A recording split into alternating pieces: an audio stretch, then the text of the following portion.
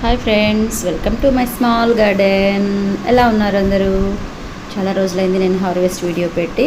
So ఈరోజు మనం చిన్న చిన్న హార్వెస్ట్ చేసుకుంటూ మంచి టిప్స్ అయితే తెలుసుకుందాం. సమ్మర్లో మొక్కల్ని ఎలా కాపాడుకోవాలి, ఏ విధంగా మనం సేవ్ చేసుకోవాలి మొక్కల్ని అన్నదైతే మనమైతే ఈరోజు ఈ వీడియోలో చర్చించుకుందాము. ఓకేనా? సరే, అయితే వచ్చేయండి.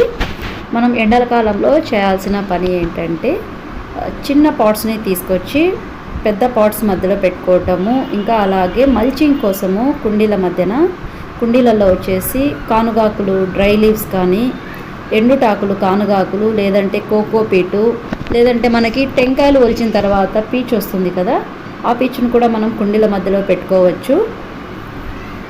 ఇంకొకటి ఇవి మనకి తొక్కలు, అంటే మనం ఇంట్లో తింటాం కదా ఫ్రూట్స్, ఏమైనా తొక్కలు, వాటిని మనము ఫెర్టిలైజర్ కింద కాకుండా, కంపోస్ట్లో కాకోకుండా వాటిని కూడా మనము అలా వేస్తూ వచ్చామంటే అవి కూడా ఒక రకంగా అయితే వస్తుంది. ఇంకొకటి, మనం గార్డెన్లోకి వచ్చే ఎండుటాకులు, మట్టి, చెత్త అంతా కూడా తీసి అలాగే కుండీలో వేసేసుకున్నామంటే అది కూడా కొంతవరకు ఉపశమనం అన్నదైతే మొక్కలే కనిపిస్తుంది. ఎండలు చాలా భయంకరంగా ఉన్నాయి.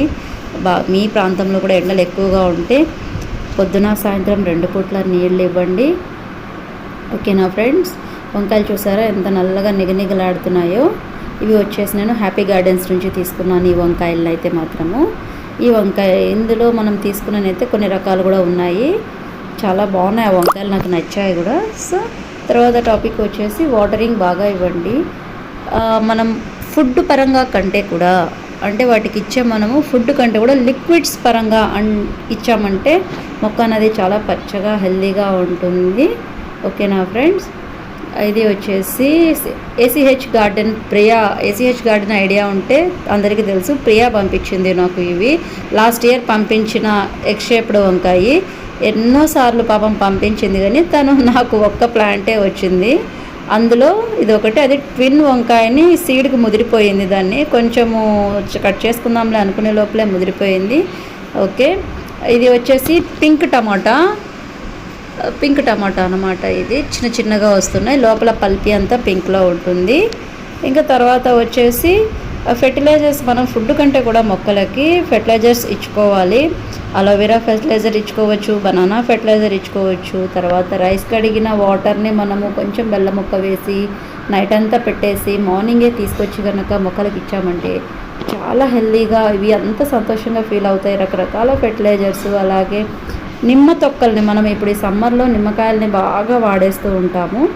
వాటిని కూడా మనము నైట్ మొత్తము వాటర్లో వేసి పెట్టేసి ఆ వాటర్కి మరికొన్ని వాటర్ యాడ్ చేసుకొని అవి కూడా కనుక మనం ఇచ్చామంటే వాటికి కూడా సిట్రిజన్ అన్నది దొరుకుతుందన్నమాట. మొక్కలకు కూడా సిట్రిజన్ లోపం ఉన్నా కూడా పెస్ట్లు అన్నవి అవి ఇవి వస్తూ ఉంటాయి. మనలాగే అవి కూడా మనం ఎలా అయితే ఈ సమ్మర్లో యాపిల్ జ్యూస్ తాగుతాము, పప్పాయ జ్యూసు, కూల్ డ్రింక్స్, అవి ఇవి, నిమ్మకాయ నీళ్ళు, ఇలా మజ్జిగ అన్నీ తాగుతూ ఉంటాం కదా. సో అలాగే మొక్కల్ని కూడా మనలాగే వాటికి ప్రాణం ఉంటుంది కాబట్టి వాటిని కూడా మనం అంతే ప్రేమగా చూడాలి.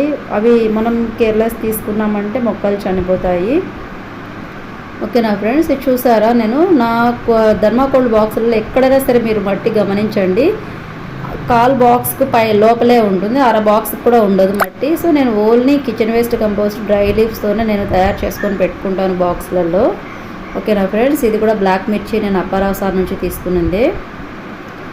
ఓకేనా? ఇలా అయితే మనము ఎండలకి మొక్కల్ని అయితే కాపాడుకోవచ్చు.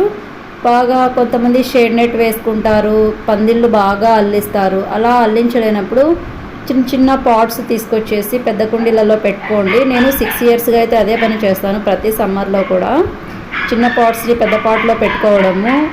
ఎందుకంటే వీటి నుంచి వాటికి సంరక్షణ ఉంటుంది, వాటి నుంచి వీటికి సంరక్షణ ఉంటుంది. పెద్ద పాటుకి ఎండ తగలదు, చిన్న పాటుకి ఎండ తగలకుండా సేఫ్ సైడ్గా అన్నట్టు ఉంటాయి అన్నమాట. ఓకేనా ఫ్రెండ్స్? ఇంకా అయితే కనుక మనము రైస్ని బాగా, ఇప్పుడు పెస్ట్ కూడా బాగా వస్తుంది మిల్లీ బగ్స్. ఈ సమ్మర్లో కూడా చాలా వస్తుంది మిల్లీ బగ్స్.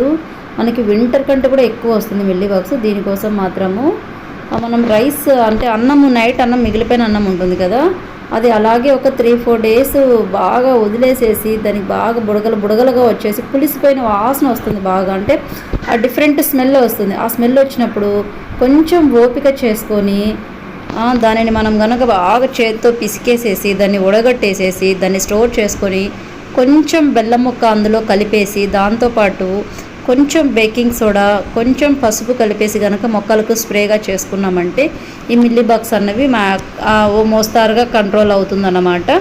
పూర్తిగా ఒకేసారి పోకపోయినా అలా ఏదో ఒక విధంగా చేస్తూ ఉండాలి. ఇంకొకటి నీమ్ ఆయిల్ అన్నది ఇప్పుడు సమ్మర్లో వచ్చేసి మార్నింగ్ అసలు స్ప్రే చేయొద్దండి. అస్సలు ఏది కూడా బూడిద కూడా మార్నింగ్ టైం ఇవ్వద్దండి. బూడిద కూడా మంచిగా పనిచేస్తుంది, కానీ ఈ ఎండలకి కొంచెం బూడిదని దూరంగా పెట్టుకోవడమే మంచిది. ఎందుకంటే ఈ ఎండలకు ఉన్న వేడికి బూడిదలో ఉన్న వేడికి ఆకులు మొత్తం మాడిపోతాయి అన్నమాట. ఓకేనా.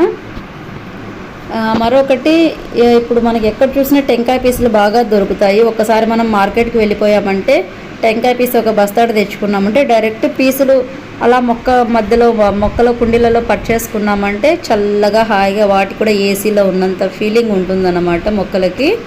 ఓకేనా ఫ్రెండ్స్. ఇంకా ఇవి కూడా చెర్రీ టమోటాస్, ఇవైతే బోల్డ్ అని నేను కట్ చేసుకున్నాను.